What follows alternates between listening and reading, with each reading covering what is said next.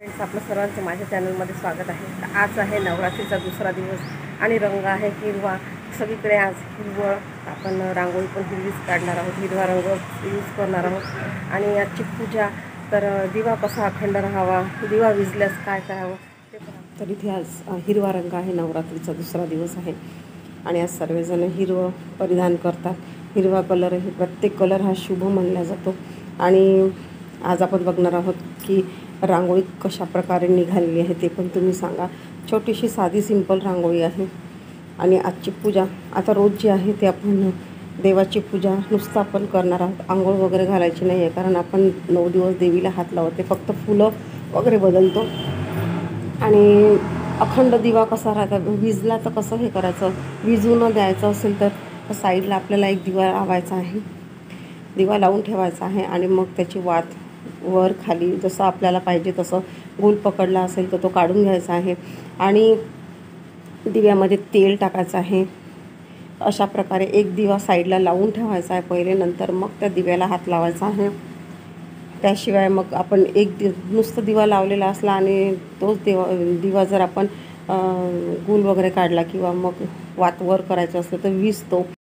तर आपला दिवा विझला नाही पाहिजे, त्यासाठी एक दिवा एक्स्ट्रा लावून ठेवायचा.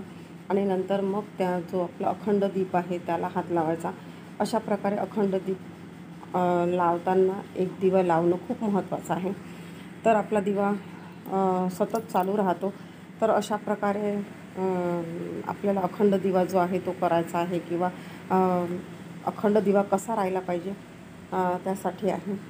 आणि रोजची जी पूजा आहे ती तर आपल्याला भरपूर जणं देवीला हात न लावता आपल्याला पूजा करायची आहे. आता इथे वरची पूजा म्हणजे जी आपली रोजची देवाची पूजा आहे ती झालेली आहे. आणि आता जे फुलं वगैरे आहे, निर्मल्य आहे, ते काढून घ्यायचं आपल्याला. आणि मग नवीन फुलं जे आहे ते आपल्याला देवीला अर्पण करायचे आहे किंवा वाहायचे आहे. इथं बघू शकता माझे दोन्ही दिवे चालू आहे. हा तो आपला जो नेहमी आपण दिवा लावतो देवाजवळ, तो त्याच्यामध्ये फक्त तेल टाकायचं असते, तर तो नेहमी चालू राहते. तर इथे पण आता मला देव्यात तेल टाकायचं आहे, वात वर करायची आहे, जो आपण अखंड दीप लावलेला आहे तो. आणि सर्व पूस पास झाल्यानंतर आपल्याला मग देवाची वात वगैरे मी नंतर वर करेल. आणि आता इथे फुलं वगैरे अर्पण करून घेते, फुलं वगैरे वाहून घेते. आणि इथे थोडंसं निशिगंधाची फुलं आलेले आहेत फुलांसोबत, तर त्याचा छोटासा गजरा देवीसाठी तयार करते. तर 5 ते 6 फुलांचा.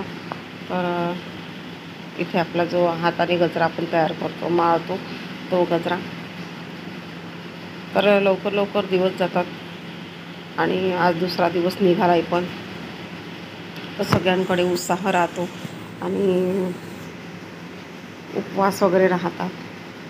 तर कालच भरपूर ठिकाणी देव्या ज्या आहेत त्या उशिरा बसलेल्या आहेत आणि आनंदाने आपापल्या एरियामध्ये किंवा आपापल्या घरी प्रस्थान करतात देव्या.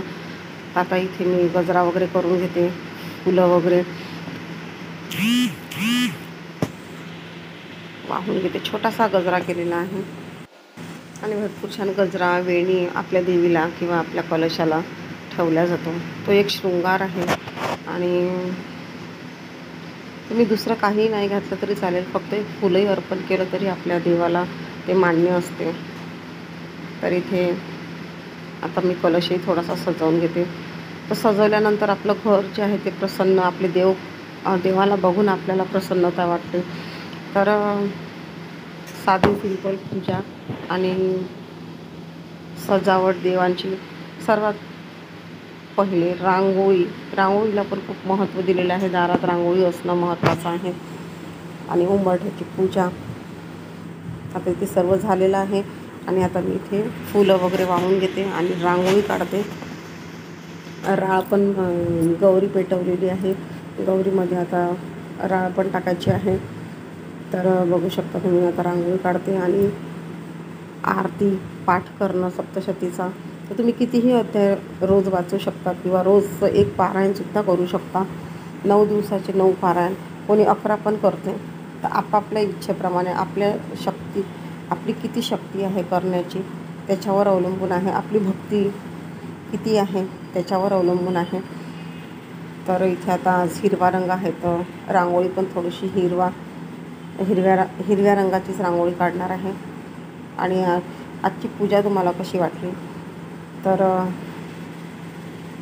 इथे आता छोटीशी रांगोळी काढून घेते. कारण आरती म्हटलं म्हणजे आपले जे देव्यांच्या आरत्या, भरपूर आरत्या म्हणतात, 9 आरत्या म्हणतात, कोणी 5 आरत्या म्हणते, कोणी 3 आरत्या म्हणते. तर अशा प्रकारे आपापली इच्छा जी राहते ती. आणि देवींच्या आरत्या म्हटल्यानंतर पण एक अशी वेगळी शक्ती निर्माण होते आणि उत्साह येतो. आणि आजकाल आता गरबा पण खूप चालू आहे. गरब्यासाठी सगळ्यांची तयारी असते. देवीसाठी नटणं, नाचणं वगैरे हे सगळं आवड असते, किंवा एक भक्ती म्हणू शकता तुम्ही, देवांमध्ये लीन होऊन नाचणं. तर अशा प्रकारे मी रांगोळी पण काढून घेतलेली आहे. आणि आता आरती करून घेते. तुम्ही पहिले आरती करू शकता, किंवा पहिले पाठ करू शकता, किंवा पोथी वाचू शकता. तर इथे स्वामी समर्थाची पण मी पोथी वाचून घेते किंवा पाठ करून घेते. सप्तशतीचा पाठ करून घेते. इथे बघू शकता साधी सिंपल माझी पूजा झालेली आहे. आणि आता दिव्यामध्ये तेल टाकायचं आहे, वात व्यवस्थित करायची आहे. तर हा एक मोठा दिवा चालू असताना आपल्याला या दिव्याला हात लावायचा आहे. तर अशा प्रकारे माझी पूजा झालेली आहे. आणि कशी वाटली तुम्हाला माझी पूजा? साधी सिंपल पूजा आहे. तर आता इथे माझी पूजा झालेली आहे आणि आता पाठ करायचं आहे.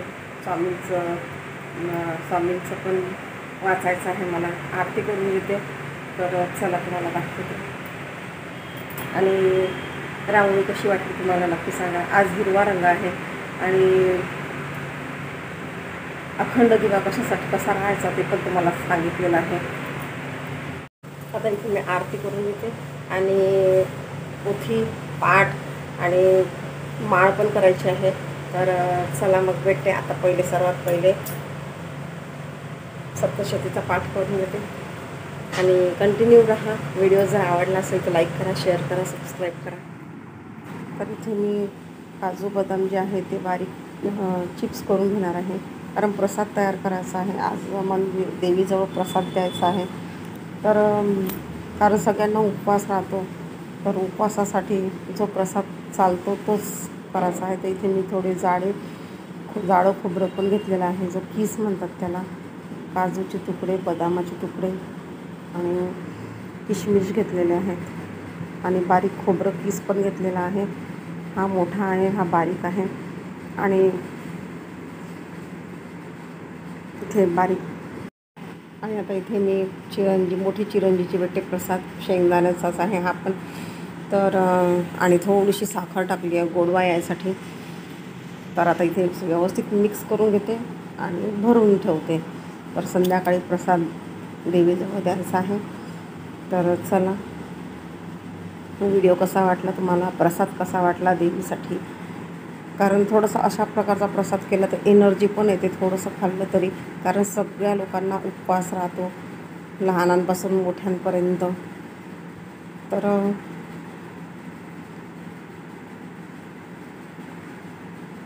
आता इथे व्यवस्थित मिक्स करून घेते मी. आणि आपला प्रसादही तयार झालेला आहे.